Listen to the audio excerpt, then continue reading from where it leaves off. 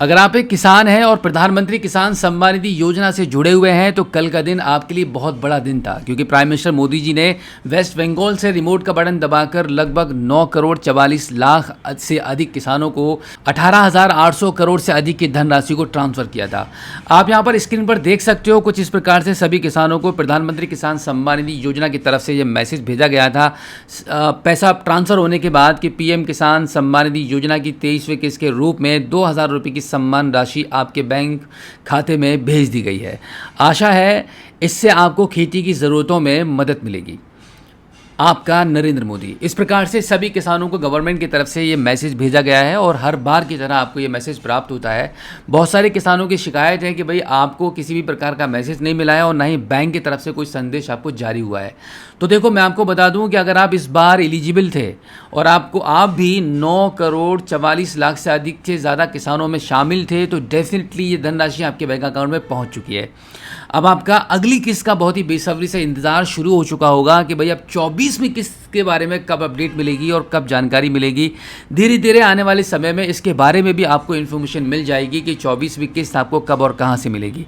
लेकिन वही जो पिछली बार हमने कई बार अपनी वीडियो में आपको ये जानकारी दी है कि अगर आप चाहते हो कि भाई आगे भी आपको ये पैसा प्राप्त होता रहे, 24वीं किस्त, 25वीं किस्त और फ्यूचर में आने वाली जितनी भी किस्तें रहेंगी उन सभी किस्तों का बेनिफिट आपको लगातार मिलता रहे, तो इसके लिए सबसे ज़्यादा ज़रूरी है फार्मर रजिस्ट्री का कंप्लीट कराना।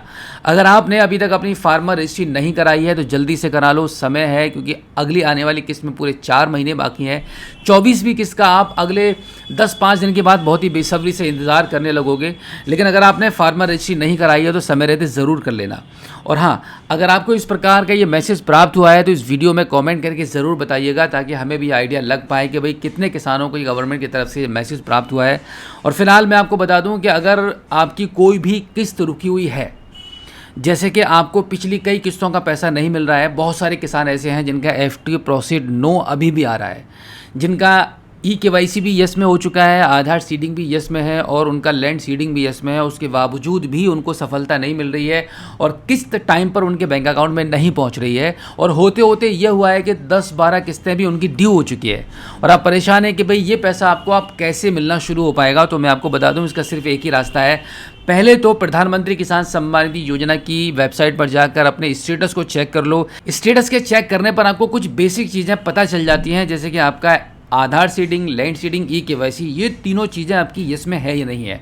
अगर इन तीनों चीज़ें आपकी कंप्लीट हैं तो मतलब आपके हाथ में कुछ नहीं है करने का। उसके बाद तो अगर फिर भी पैसा नहीं आ रहा है तो फिर आपको आपके तहसील या ब्लॉक में जाना पड़ेगा, कृषि विभाग में आपको संपर्क करना है, डायरेक्टली अधिकारियों से बात करनी है। वही अपने सिस्टम पर आपके रजिस्ट्रेशन नंबर को एंटर करके एग्जैक्टली बता पाएंगे कि आपके प्रधानमंत्री किसान सम्मान निधि योजना की किस्तें किस बेस पर और कौन सी प्रॉब्लम के साथ रुकी हुई हैं। तो ज़्यादा कुछ नहीं करना है आपको, कहीं किसी से बात नहीं करनी है, कोई वेबसाइट पर ऐसा अभी तक कोई ऑप्शन नहीं बना है जो आपकी प्रॉब्लम को बता पाए। अधिकारी की वेबसाइट, अधिकारी की साइट से, उनकी लॉगिन आईडी से ही आपको ये बात पता चल सकती है, वही आपको एग्जैक्ट इन्फॉर्मेशन दे सकते हैं। तो ज़्यादा आपको परेशान होने की ज़रूरत नहीं है, इसका कोई भी ऑनलाइन समाधान अभी तक नहीं आया है। ऑनलाइन करने के लिए कौन कौन से काम है, KYC, लैंड सीडिंग और आधार सीडिंग, इनमें से कोई भी काम अगर आपका रहता है तो आप घर बैठे कर सकते हो। बट लैंड सीडिंग की अगर मैं बात करूं तो लैंड सीडिंग भी अधिकारी के पोर्टल से ही होती है, तहसील या ब्लॉक में जाकर ही आप करा सकते हैं। तो फिलहाल आपके हाथ में करने के लिए क्या है, आपके हाथ में करने के लिए है KYC और आधार सीडिंग और फार्मर रजिस्ट्री।